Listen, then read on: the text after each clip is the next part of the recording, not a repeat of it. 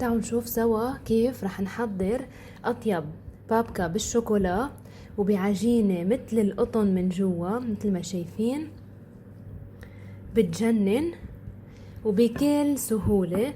رح نحضر أطيب بابكا بالشوكولا وبأسهل طريقة ممكنة، حتبطلوا تشتروها من برا. خلونا نبلش سوا. أول شي رح ناخد الطحين بالخلاط، رح نحط كل المكونات بجرن العجان، رح نحط معه الخميرة وكمان رح نضيف السكر، وأكيد كل المقادير رح تلاقوها تحت الفيديو بصندوق الوصف. وكمان رح نزيد عليها الزبدة، عنا هون 3/4 قالب زبدة، ورح نزيد عليها 3 من البيض،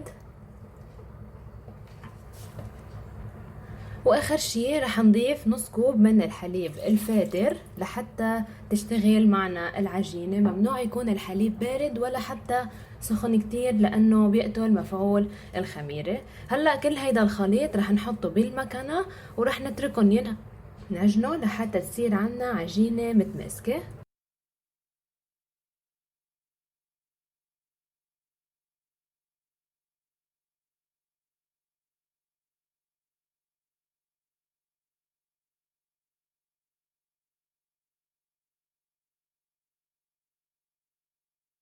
هلا صارت عجينتنا جاهزة، خلصت مثل ما شايفين بتجنن. هلا رح حطها بكيس نايلون او اي نوع نايلون عندكم اياه وغطيها وخليها تخمر لمدة ساعتين على القليلة، او لحتى نلاحظ انه حجمها تضاعف، لان بالشوب بتتخمر اسرع من البرد. لكن هلا رح اتركها حوالي ساعتين، بس لاحظ انه تضاعف حجمها رح نبلش شغل فيها. هلا من بعد ما تخمرت العجينة شايفين صار حجمها الضعف. هلا رح اخد من الطحين ورح رش على الطاولة او البلاط يلي رح اشتغل فيه، ورح انزل عليه هالعجينة بهيدا الشكل. شايفين ما شاء الله العجينة قد ما ارتاحت، كيف صار فينا نشكلها مثل ما بدنا. هلا ما رح نكتر كتير طحين عليها، بس منشان اذا لزقت يكون في حدنا طحين. شايفين بهيدا الشكل. هلا راح شكلها بالشوبك بشكل مستطيل لحتى نشوف كيف رح نحشيها سوا. هلا مثل ما شايفين فردنا العجينة لحتى صار شكلها مستطيل. هلا رح افرد عليها نوتيلا او اي نوع شوكولا انتو عندكم اياه. وبدي اشير لشغله هون انه هيدا النوع من العجين فينا نحشيها يلي بنحب نحن، النكهة يلي بنحبها. يعني فينا نحشيها زعتر وزيت او جبنة او حتى شوكولا مثل ما نحن عم نعمل. رح افرد انا كل هالنوتيلا على العجين لحتى تليها بهيدا الشكل. هلا مثل ما شايفين تليناها كلياتها بالشوكولا. هلا كل اللي رح اعمله رح لف هيدي العجينة بهيدا الشكل مثل ما شايفين هون. رح ضلني عم لفها لحتى تصير معنا رول. حتى لو طلعت سميكة بالعكس نحنا هيدا يلي بدنا اياه. بنضل عم نلف لحتى تسكر معنا كلياتها بهيدا الشكل. هلا مثل ما شايفين صارت عنا بتشبه الرغيف.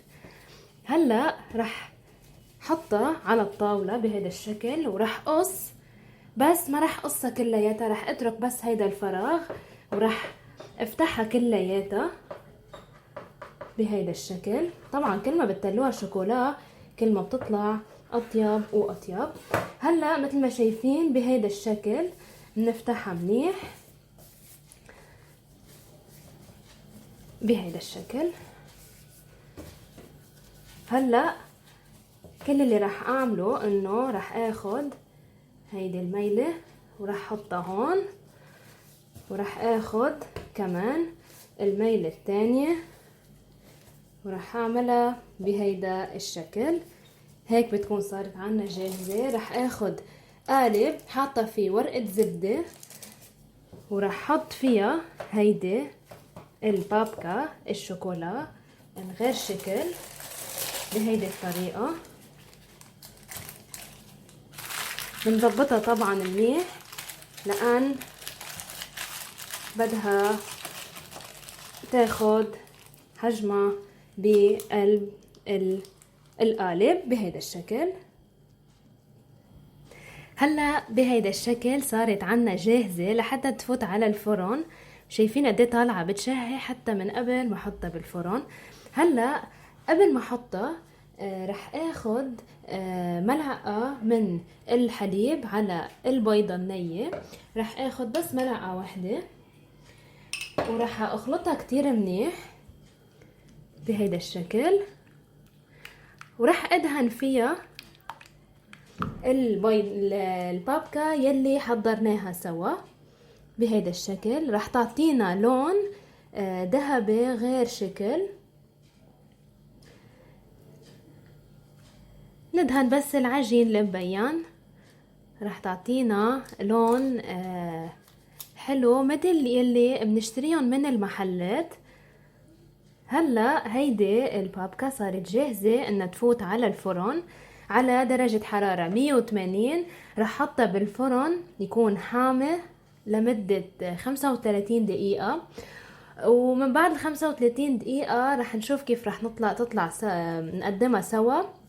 وكمان بحب شير لشغلي هون انه المخبوزات بنحطهم بس منولع من تحت وقبل ب5 دقايق بس. اذا لاحظنا انه بعدها شوي بيضة من فوق بنولع من فوق ومن تحت ومنشيلها بتكون اخدت اللون المطلوب. هلا لكن رح احطها بالفرن يكون حامي لمدة 35 دقيقة ومن بعدها بنشوف كيف رح نقدمها سوا.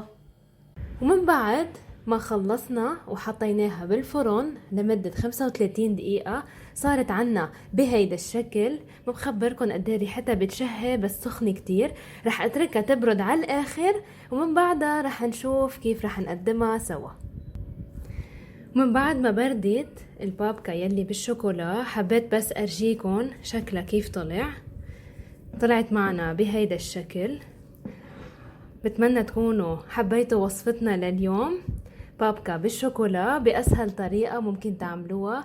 ويا ريت إذا بعد ما اشتركتوا بالشانل تعملوا سبسكرايب ولايك. وإذا عندكم أي تعليق كتير بهمني أعرفه تحت الفيديو بكومنت.